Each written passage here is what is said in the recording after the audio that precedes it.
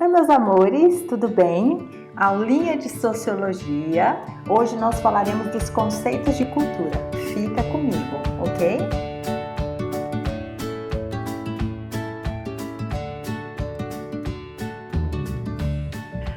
O conceito de cultura faz parte das teorias das ciências sociais, com diferentes abordagens e definições. Desde o século XIX, o conceito de cultura foi amplamente discutido e utilizado por estudiosos da antropologia, especialmente quando as explicações racialistas, isso mesmo, racialistas e evolucionistas da diversidade humana eram dominantes. Vamos começar. O antropólogo inglês Edward Bernard Taylor, 1832 a 1917, apresentou uma das primeiras definições de cultura, sendo esta muito ampla e expressa a totalidade da vida social humana.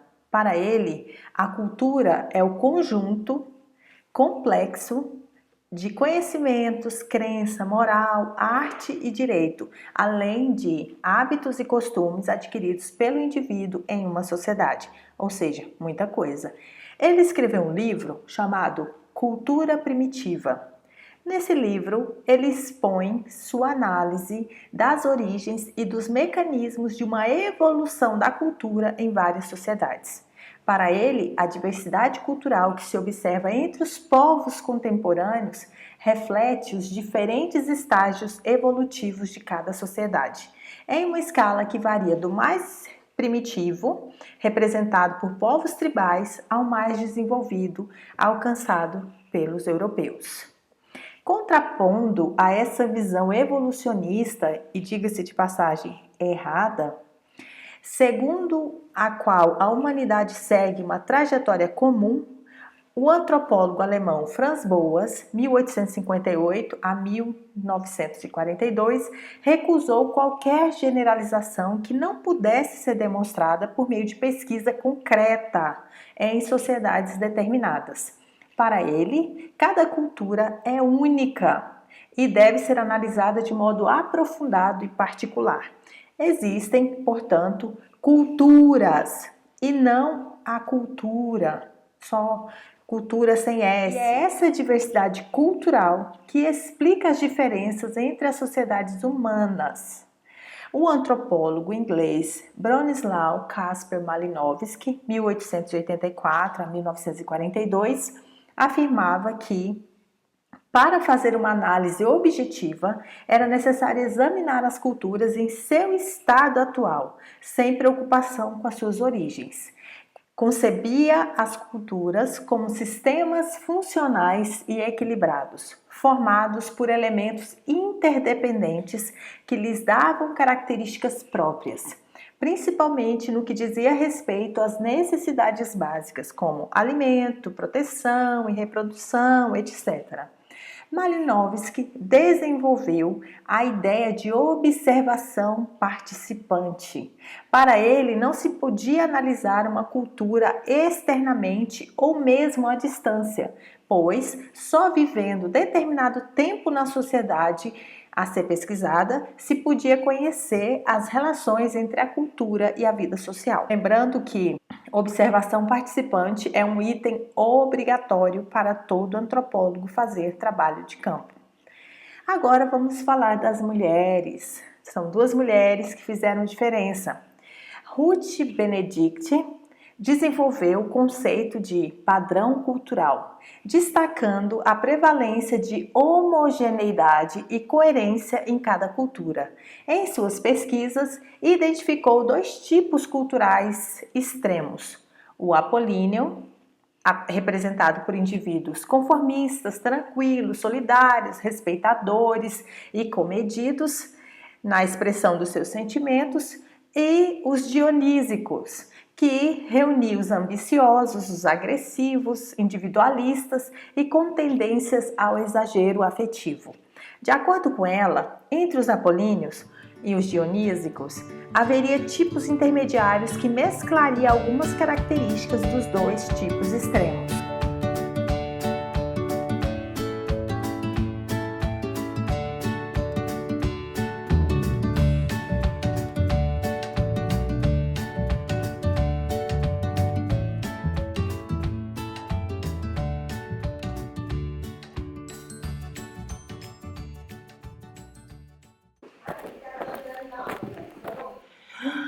Vocês, aceleradores compulsivos que ficam acelerando o vídeo.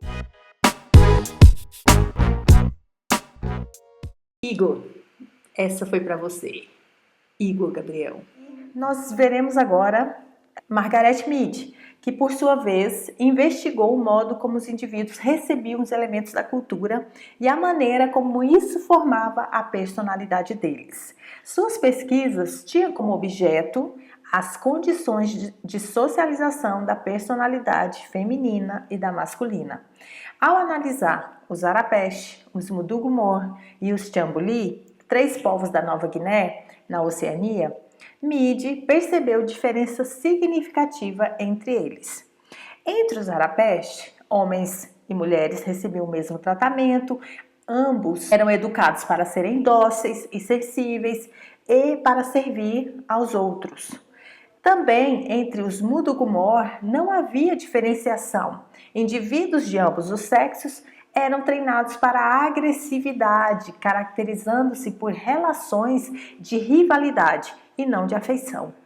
Entre os Chambuli, finalmente, havia diferenças na educação de homens e mulheres, mas de modo distinto do padrão que nós conhecemos. A mulher era educada para ser extrovertida, empreendedora, dinâmica e solidária com as outras mulheres. Olha a sororidade aí, hein, gracinha? Já os homens eram educados para serem sensíveis, preocupados com a aparência e, pasmem, invejosos, o que os tornava inseguros. Isso resultava em uma sociedade em que as mulheres detinham o poder econômico e garantiam o necessário para a sustentação do grupo, ao passo que os homens se dedicavam às atividades cerimoniais e estéticas. Diferente, né? Então, com base nos resultados de suas pesquisas, Mead afirmou que a diferença nas personalidades não estava vinculada às características biológicas, como o gênero, mas à maneira como a cultura define a educação das crianças em cada sociedade. Agora vamos falar de Claude Lévi-Strauss, 1908, morreu em 2009. Antropólogo que nasceu na Bélgica, mas desenvolveu a maior parte do seu trabalho na França. Para ele, a cultura deve ser considerada um conjunto de sistemas simbólicos, entre os quais se incluem a linguagem, as regras matrimoniais, a arte, a ciência, a religião, as normas econômicas, etc. Esses sistemas se relacionam e influenciam a realidade social e física das diferentes sociedades. A grande preocupação de Lévi-Strauss foi analisar que era comum e constante em todas as sociedades, ou seja, as regras universais e os elementos indispensáveis à vida social. Um desses elementos seria a proibição do incesto, que são relações sexuais entre irmãos ou entre pais e filhos, que está presente em todas as sociedades, a proibição do incesto. Partindo dessa preocupação, ele desenvolveu amplos estudos sobre mitos, demonstrando que os elementos essenciais da maioria deles se encontram em todas as sociedades tribais. E para os antropólogos estadunidenses Clifford James Geertz, 1926 a 2006, e Marshall Sahlins, 1930, ele ainda está vivo, cada cultura pode ser definida como um sistema de signos e significados criados por um grupo social. Assim, conhecer as culturas significa interpretar símbolos, mitos e ritos. Conforme Geertz, a cultura é um sistema de signos que, para ser interpretado, requer o que ele chama de descrição densa. O levantamento e o registro minucioso das ações e dos significados a elas atribuídos pelos indivíduos que as praticam. Sahlins, por sua vez, afirma que as interpretações do passado de uma cultura permeiam o cotidiano dos indivíduos que dela fazem parte. E com base nessas interpretações, novamente é possível compreender a forma como os indivíduos vivem e também sua história, que necessariamente incorpora concepções de tempo e de espaço e muitos mitos. Certinho? Então, essa foi a aula de hoje. Eu espero que vocês tenham compreendido. Aproveitem, comentem aqui embaixo. Beijo, beijo, beijo. Fiquem bem.